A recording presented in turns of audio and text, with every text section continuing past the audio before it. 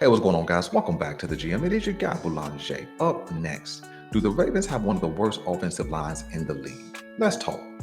With 2 weeks in the books, you kind of take a step back and begin to assess your team.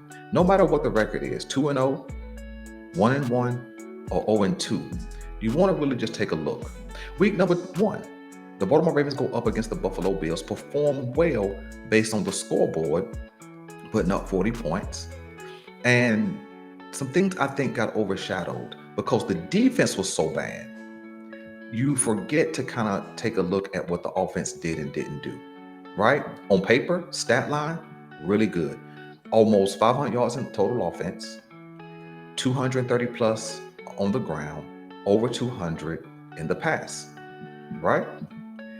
Lamar Jackson had 2 touchdowns through the air, 1 touchdown on the ground. Derrick Henry had 169 yards rushing and 2 rushing touchdowns.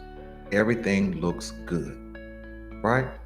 And because we score so many points, sometimes we forget to address things that are flawed, heavily flawed, I might add.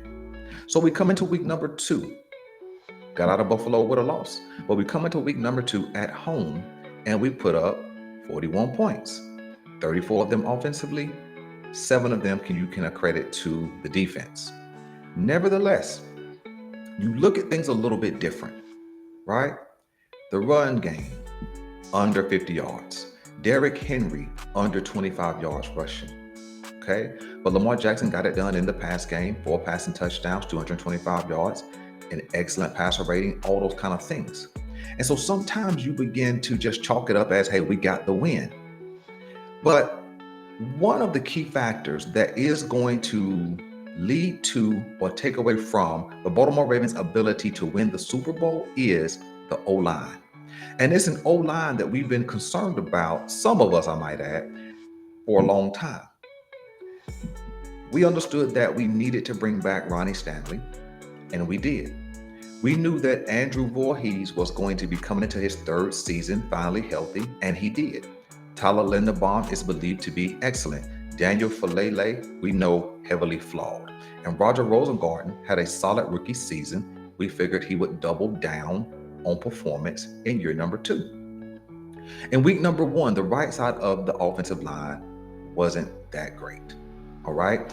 In week number 2, the whole offensive line wasn't that great. Lamar Jackson under continual pressure. And then, of course, the run game was shut down. But now we got to ask why. Who is the weak link along the offensive line?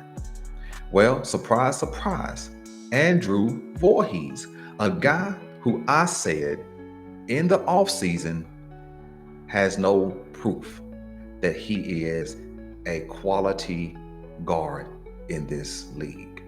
All right. Many people came at me and told me, hey, you got to give him a shot. He's better than Makari, so on and so forth. But I ran across an article on accident, wasn't even looking for it, and Andrew Voorhees was highlighted. And what was highlighted is that he graded out, I think, at a 36, maybe a 38, but it was below 40 in this past game. And his grade in week 1 was lower than that. His grade for the whole season is sub 40.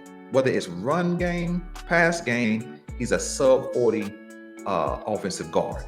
Now, when you want to look at what that means in the grand scheme of things, of all the guards in the league, Andrew Voorhees ranks 123.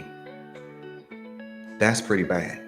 See, when Daniel Falele is taking all the heat, and he hasn't been great either, so let me just say that.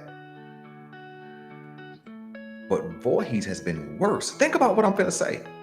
If we can see on tape Daniel Falele's flaws, that means if we hadn't been talking about Andrew Voorhees, we've been ignoring his.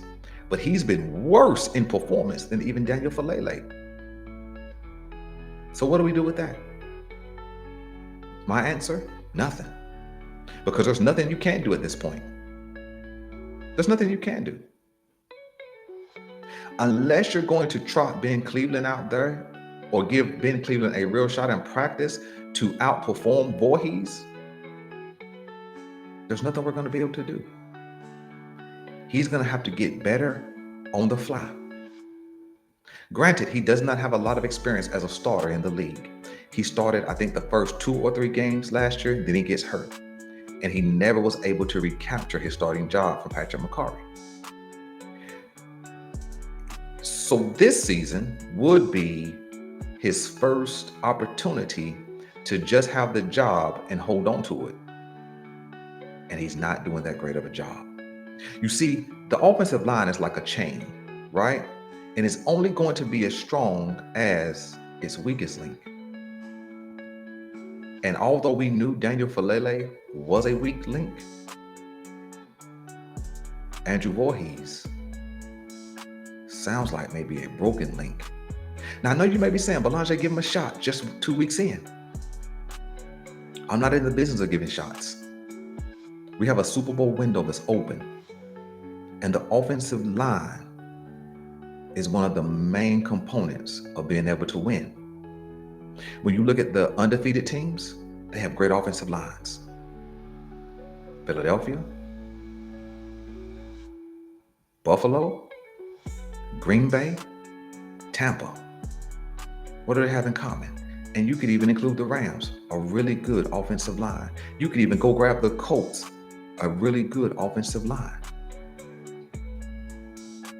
I didn't pull the whole statistic or the whole grade of the Baltimore Ravens offense as a collective, but I bet we're near the bottom.